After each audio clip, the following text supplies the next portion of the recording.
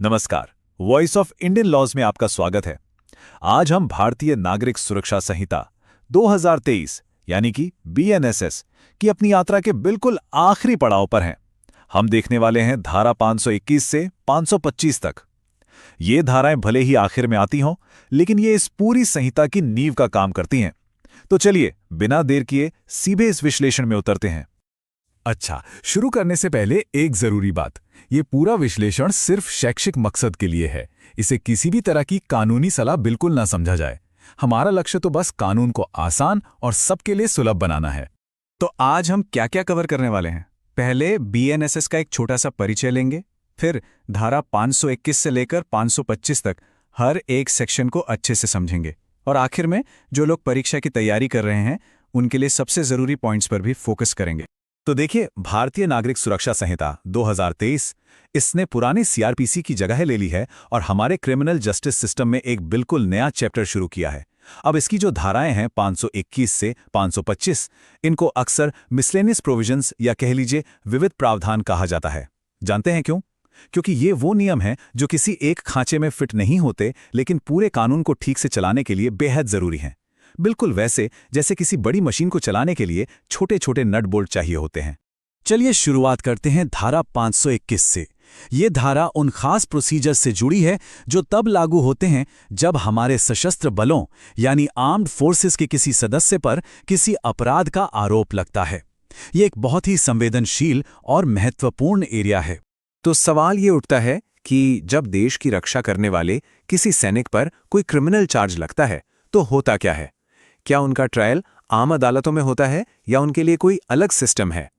धारा 521 इसी सवाल का जवाब देती है और सिविल अदालतों और कोर्ट मार्शल के बीच के अधिकार क्षेत्र को साफ करती है। तो इसका प्रोसेस क्या है? देखिए, जब आर्म्ड फोर्सेस के किसी सदस्य से जुड़ा मामला मजिस्ट्रेट के पास आता है तो मजिस्ट्रेट को केंद्र सरकार के बनाए हुए कुछ खास नियमों को देखना होता है। इन्हीं नियमों के आधार पर मजिस्ट्रेट ये तय करते हैं कि केस सिविल कोर्ट में चलेगा या फिर आरोपी को उनके कमांडिंग ऑफिसर को सौंप दिया जाएगा ताकि उन पर कोर्ट मार्शल के जरिए मुकदमा चले। यह सेना के अनुशासन और सिविल न्याय प्रणाली के बीच एक बहुत जरूरी संतुलन बनाता है। अब यहां यह समझना जरूरी है कि आखिर ये कोर्ट मार्शल है क्या। सीधा सा मतलब है, ये एक सैन्य अदालत है। इसे मिलिट्री लॉ के तहत बनाया जाता है, खास तौर पर सशस्त्र बलों के सदस्यों पर मुकदमा चलाने के लिए। यह हमारी रेगुलर जुडिशियल सिस्टम के समानांतर काम करती है और मिलिट्री से जुड़े मामलों को देखती है। लेकिन धारा 521 बस यहीं तक नहीं है। इसमें कुछ और भी जरूरी बातें हैं। जैसे इसका सब सेक्शन 2 कहता है कि अगर कोई कमांडिंग ऑफिसर लिखित में रिक्वेस्ट करता है तो ये मजिस्ट्रेट की ड्यूटी है कि वो आरोपी को पकड़ने में पूरी मदद करे। और तो और सब सेक्शन 3 हाई कोर्ट को यह पावर देता है कि वो किसी जेल में बंद कैदी को कोर्ट मार्शल में ट्रायल के लिए पेश करने का आदेश दे सके। चलिए अब अगली धाराओं पर चलते हैं। धारा 522, 523 और 524 ये ज्यादातर एडमिनिस्ट्रेटिव और प्रोसीजरल नियम हैं। ये नियम अदालतों के कामकाज में यूनिफॉर्मिटी और कंसिस्टेंसी लाने के लिए बहुत जरूरी हैं। धारा 522 ये प्रक्रियाओं को स्टैंडर्डाइज करने की बात करती है। यह साफ साफ कहती हैं कि बीएनएसएस की दूसरी अनुसूची यानी सेकंड शेड्यूल में जो फॉर्म्स दिए गए हैं बस उन्हीं का इस्तेमाल करना होगा। अब ये सुनने में भले ही छोटा नियम लगे, लेकिन सोचिए अगर हर अदालत अपना अपना फॉर्मेट इस्तेमाल करने लगे तो कितना कंफ्यूजन होगा। ये नियम सुनिश्चित करता है कि कानूनी प्रक्रियाएं पूरे देश में एक जैसी और व्यवस्थित रहें। अब आते हैं धारा 523 पर। ये अर्जी लेखकों यानी पिटिशन राइटर्स के रेगुलेशन से जुड़ी है। ये वो लोग होते हैं जो अक्सर अदालतों के बाहर आम लोगों के लिए याचिकाएं या अर्जियां लिखते हैं। ये धारा हाईकोर्ट को इन लोगों को रेगुलेट करने की पावर देती है। तो हाईकोर्ट क्या क्या कर सकता है?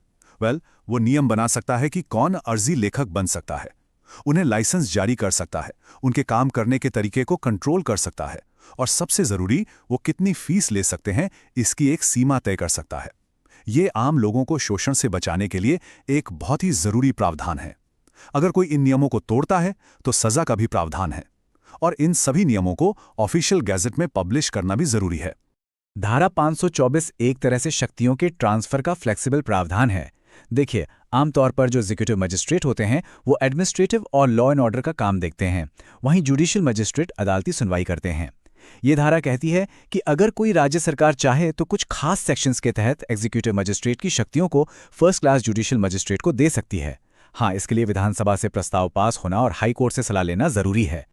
और अब हम आते हैं आज की चर्चा के अंतिम और शायद सबसे बुनियादी सिद्धांत पर, धारा 525, जो न्यायिक निष्पक्षता यानी जुडिशियल इम्पार्शियलिटी के बारे में है। ये न्याय की नींव है जो ये पक्का करती है कि कोई भी जज किसी ऐसे मामले में पक्षपाती ना हो जिसकी वो सुनवाई कर रहा है। ये धारा बिल्कुल साफ शब्दों में कहती है कि कोई भी जज या मैजिस्ट्रेट किसी ऐसे मामले का ट्रायल नहीं करेगा जिसमें वो खुद एक पार्टी हो या जिसमें उसका कोई पर्सनल इंटरेस्ट हो। ये नेचुरल जस्टिस का बहुत मशहूर सिद्धांत है, नीमो जुडेक्स इन कॉसा सुआ, यानी कोई भी अपने ही मामले में जज नहीं हो सकता। आसान शब्दों में इसका मतलब है एक जज अपने ही केस में जज नहीं बन सकता। मान लीजिए किसी जज के किसी कंपनी में शेयर्स हैं, तो वो उस कंपनी से जुड़े किसी भी केस की सुनवाई नहीं कर सकता। उसे खुद को उस मामले से अलग करना होगा। इसी तरह कोई भी जज अपने ही दिए गए फैसले के खिलाफ अपील नहीं सुन सकता। ये नियम न्याय व्यवस्था में जनता का भरोसा बनाए रखने के लिए बहुत जरूरी है। लेकिन ये धारा एक जरूरी स्पष्टीकरण भी देती है कि हर चीज पर्सनल इंटरेस्ट नहीं होती। जैसे अगर कोई मजिस्ट्रेट अपनी पब्लिक ड्यूटी के तहत किसी गैरकानूनी भीड़ को हटाने का आदेश देता है, तो बाद में वो उस मामले से जुड़े लोगों पर मुकदमा चला सकता है। या फिर इन्वेस्टिगेशन के दौरान क्राइम सीन पर जाना भी पर्सनल इंटरेस्ट नहीं माना जाएगा। ये स्पष्टीकरण इस नियम को प्रैक्टिकल बनाता है और ये सुनिश्चित करता है कि जज अपनी ड्यूटी ठीक से निभा सके। ठीक है, तो हमने इन सभी धाराओं को तो अच्छे से समझ लिया। अब चलिए अपना फोकस प्रतियोगी परीक्षाओं की तरफ करते हैं। जुडिशरी हो या पुलिस एग्जाम, इन धाराओं से क्या और कैसे सवाल बन सकते हैं? जरा सोचिए, प्रीलिम्स और मेंस में सवाल कैसे बन सकते हैं। जैसे एक सीधा सवाल आ सकता है कि अर्जी लेखकों को रेगुलेट करने की पावर किसके पास है? जवाब होगा हाई कोर्ट। या धारा 525 में कौन सा सिद्धांत छिपा है? तो इन धाराओं के कीवर्ड्स और उनके मकसद को समझना बहुत ही जरूरी है। ये जो टेबल स्क्रीन पर है, ये लास्ट मिनट रिवीजन के लिए बेस्ट है। धारा 521 का कीवर्ड है कोर्ट मार्शल, 523 का अर्जी लेखक, 524 का शक्तियों का प्रतिस्थापन और 525 का व्यक्तिगत हित। बस ये कीवर्ड्स और इनके उद्देश्य याद रखिए, जवाब लिखने में बहुत आसानी होगी। तो चलिए फटाफट एक बार सब कुछ दोहरा लेते हैं। धारा 521 सशस्त्र बलों और कोर्ट मार्शल से जुड़ी है। 522 ऑफिशियल फॉर्म्स के इस्तेमाल को जरूरी बनाती है। 523 हाई कोर्ट को पिटीशन राइटर्स को रेगुलेट करने की पावर देती है।